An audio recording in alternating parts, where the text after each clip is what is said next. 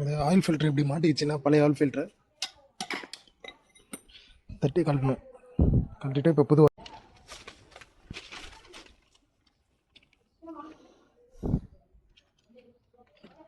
So oil பார்த்தீங்கன்னா கேஸ்ட்ராலில் 0W20. இது CNG, petrol, diesel, hybrid எல்லாத்துக்குமே போடலாம். ஸோ இந்த வண்டி வந்து சிஎன்ஜி அண்ட் பெட்ரோல் ரெண்டுமே இருக்குது இந்த வண்டியில். ஸோ இது ஃபுல்லி சிந்தட்டிக்கு. ஸோ இவர் கரெக்டான டைமில் ஆயில் மாற்றுறாரு. அதனால தான் ஆயில் வந்து ஓரளவுக்கு நல்லாவே இருக்குது.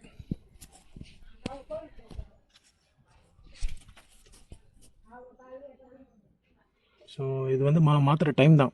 சில பேர் வந்து ரொம்ப மாற்ற வேண்டிய டைமில் மாற்றாமல் ரொம்ப ஓட்டிடுவாங்க. ரொம்ப ஓட்டினாங்கன்னா இன்ஜின் ஃப்ளஷ் பண்ணாலும் உள்ளே ஃபுல்லாக கிளியர் ஆகாது. இப்போது ஆயில் டிப் பண்ணி தான் நம்ம ஆயில் ஃபில்டரை மாட்டணும். ஸோ அதுக்கு முன்னாடி புது ஆயிலை உள்ளே ஊற்றிட்டு மாட்டலாம், இல்லை மேலே மட்டும் நீங்கள் தடவிட்டும் மாட்டலாம். மேலே வந்து இந்த ரப்பர் ஓரிங்கில் மேலே தடவிட்டு மாட்டினும் போது தான் உங்களுக்கு ஃப்ரீயாக டைட் ஆகும். இல்லைனா இந்த ஓரிங் நான் டைட்டாக இருந்துச்சுன்னா போய் அங்கே போய் இடித்து பிஞ்சிடும் அந்த ஓரிங். அதனால் லைட்டாக டிப் பண்ணிவிட்டு மாட்டுறது கரெக்டாக இருக்கும். நான் புது ஆயில் லைட்டாக டிப் பண்ணியாச்சு.